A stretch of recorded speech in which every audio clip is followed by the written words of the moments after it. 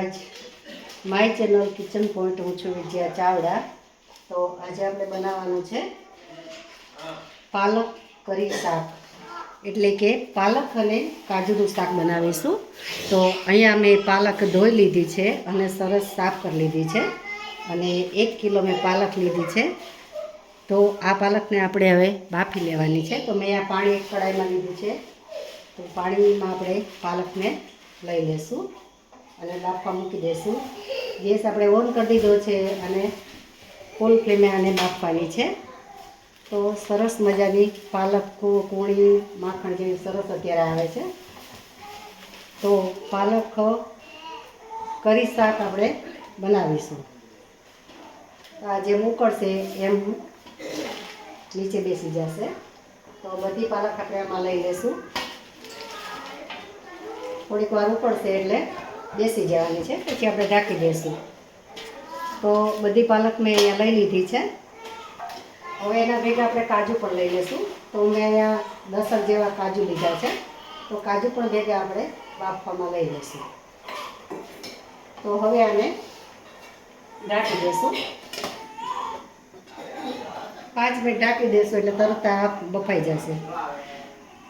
તો અહીંયા હું ખાંડ નાખતા ભૂલી ગઈ હતી, તો આપણે થોડી બાફામાં ખાંડ લઈ લેવાની છે। ખાંડ લઈશું તો આનો કલર એકદમ સરસ ગ્રીન રહેશે, એટલા માટે આપણે ખાંડ બાફામાં લઈ લેવાની છે। થોડીક લેવાની, બહુ નહીં। ચપટી ભરીને ખાંડ નાખી દો એટલે કલર આનો જળવાઈ રહે અને એકદમ ગ્રીન થઈ જશે, તમે જોઈ શકો છો। હવે આને ઢાંકી દઈશું આપણે। તો અહીંયા આપણી પાલક બફાઈ ગઈ છે, તો પાલકને આપણે લઈ લઈશું। તો પાલકને આપણે આ રીતે કાઢી લઈશું। તો સરસ મજાની પાલક આપણી બફાઈ ગઈ છે। તો આપણે એક વાસણમાં લઈ લેશું અને ઠરવા દઈશું। તો આ રીતે પાલક અને કાજુ બે આપણા સરસ બફાઈ ગયા છે। હવે આ પાણીને નાખી નથી દેવાનું, આ પાણી આપણે આમાં યુઝ કરીશું છેલ્લે। હવે એને ઠરવા દઈશું। આપણે ગેસ ઓન કરી દીધો છે અને આપણે કઢાઈ એક રાખી દીધી છે। તો કઢાઈમાં આપણે ઘી લઈ લેશું। તો અહીં આપણા કાજુ શેકવાના છે તેલમાં। તો અહીંયા મેં 100 ગ્રામ કાજુ લીધા છે, તો કાજુ આપણે શેકી લેશું ઘીમાં। ત્યાં સુધીમાં આપણે આ પ્યુરી છે તે પ્યુરી બનાવી દઈએ ને। કાજુ આપણે તળાઈ ગયા છે, હવે એ ઘેમાં આપણે વઘાર મૂકી દઈશું। તો આછા ગુલાબી થાય એવા આપણે તરવાના છે।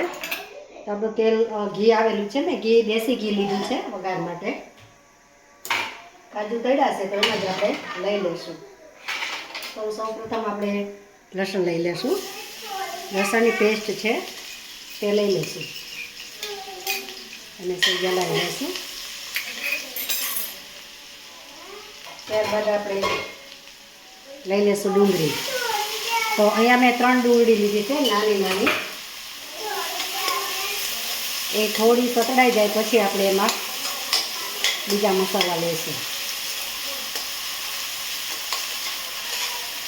ડુંગળી બ્રાઉન થઈ ગઈ છે, તો એમાં આપણે લીલું લસણ લઈ લે, એક કટકો આપણે લઈ લઈશું લીલા મરચાંનો, બહુ ઝાઝું નથી લેવાનું। હવે બધા ટમેટાં લઈ લઈશું। તો મેં 3 ટમેટાં લીધા છે, તો મિક્સ કરી લઈશું। હવે બધા મસાલા કરી દઈશું। તો અહીંયા ચપટી હળદર છે તે લઈ લે, બહુ હળદર નથી લેવાની, 1 ચપટી જ લેવાની છે। ત્યારબાદ ધાણા જીરુંનો પાવડર, લસણ છે તે લઈ લેશું લીલું, લાલ મરચું પાવડર, સ્વાદ અનુસાર મીઠું અને ગરમ મસાલો। હવે મિક્સ કરી દઈશું અને ધીમા ગેસે ચડવા દઈશું। આપણી ગ્રેવી ચડી ગઈ છે, તો સહેજ પાણી લઈ લેશું, મસાલા આપણા બળે નહીં એટલા માટે। હવે હલાવી લઈશું। હવે એમાં આપણે એક નાનું એવું કેપ્સિકમ લીધું છે તે લઈ લઈશું। તો એને મિક્સ કરી લઈશું।